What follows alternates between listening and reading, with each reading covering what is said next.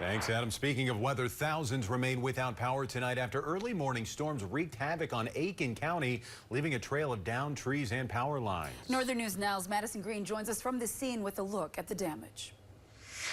When large trees like this one fall during a storm, they can take power lines with them, causing power outages for thousands of residents. Now we're looking at about 81 outages affecting roughly 3,800 people, predominantly in the southeastern part of our system. Lake Country Power Chief Operations Officer Derek Howe reported 10 down lines from Sunday's storm. Just north of McGregor in Aiken County is where residents were impacted the most. Sometimes people get a tendency to want to track down our crews. They are processing outages in the order that they have to process them. They can't just break away and, and pop over real quick. This Big Sandy resident saying he has never experienced a storm like Sunday night. Many residents now dealing with scenes like this, trees on buildings, jet skis, and power lines.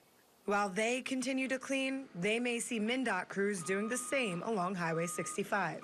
From about mile marker 118 to about mile marker 137, crews are out doing some cleanup, and it'll probably be today and tomorrow. While Lake Country Power crews work, Howe is asking people to be patient and cautious if they cross a down line. Always assume they're energized. You can't tell visually if they are energized or not, so please always assume they're energized.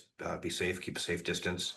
If you find yourself in a situation where you do need to move, you want to hop. Lake Country Power officials told me while they hope most residents will get their power restored Monday night, they believe all power will be restored Tuesday.